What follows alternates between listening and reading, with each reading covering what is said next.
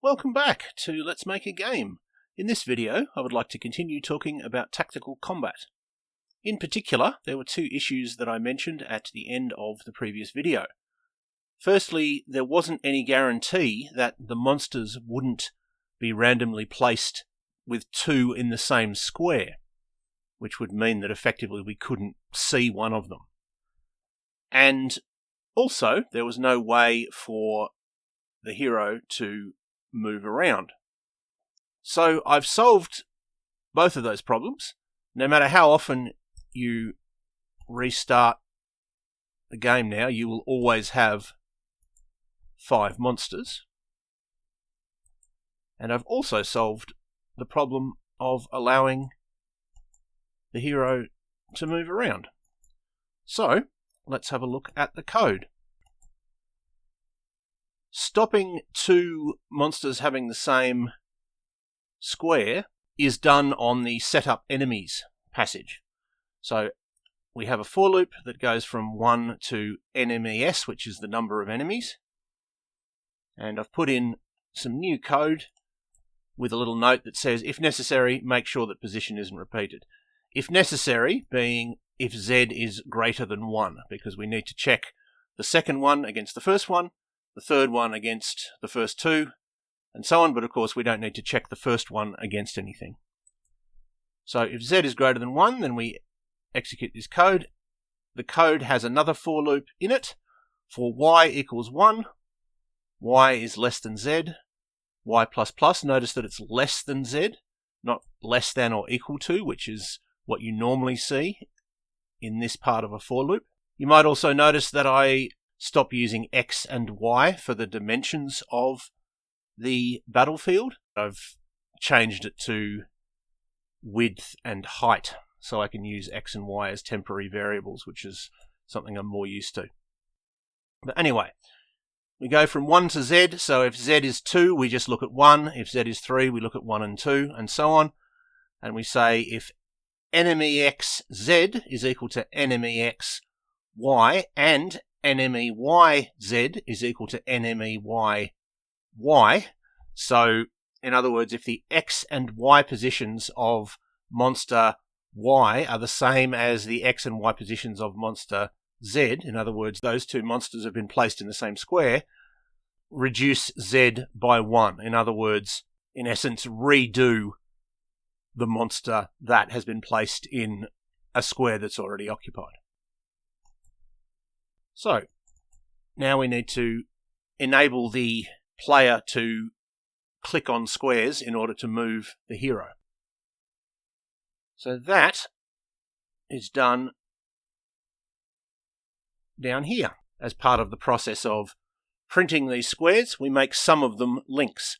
And which ones do we make links? We make links out of the squares that are 1 square away from the hero's current location.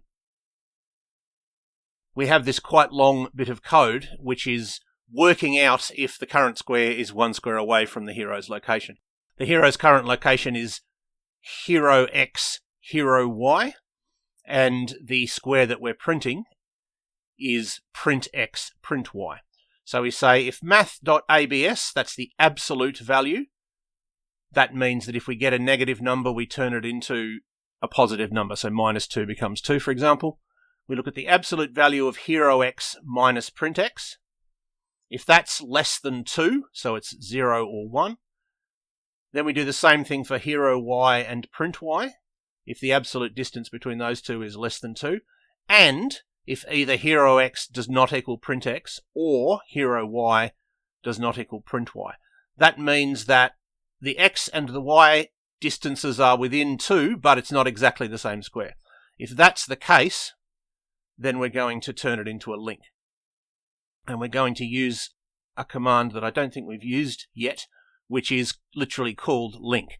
The reason we haven't used it is because there are other commands that I like better that do the same thing, but this is the one that works for the current setup that we've got, where we have this HTML img command for the pictures, which we need to do in order to have everything next to each other without gaps.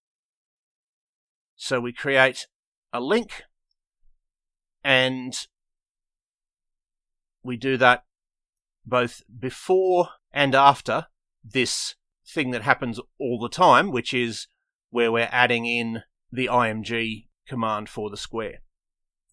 So we have less than, link, space. It's a bit hard to see, but we have a single quote in there as well.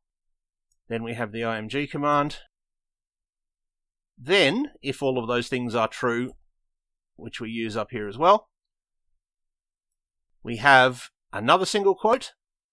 So the image is within single quotes. Then we have a space, and within single quotes we have display arena, which is this passage. That is the destination of the link. Then we have some code that happens if the image that is the link is clicked, which is we set hero x to the current square, print x, and set hero y to the current square, print y. And then we have a /link, which is the end of the link. And all of that means that the relevant squares become links. If the link is clicked, it changes hero x and hero y, which means that it will re-render the arena, but with the hero in a new position. In other words, it allows the hero to move. So now the hero moves. But of course, the monsters should also move. When the hero moves, the monsters should respond. So that is the next thing that we will do. And after that, we will look at allowing actual combat. We also have a problem of this flickering. So if you move multiple times at a time, it starts to look a bit bad, and we'll look at getting rid of that as well. But I will leave it there for now. I hope that was useful or interesting to at least some of you, and I hope you will tune in next time.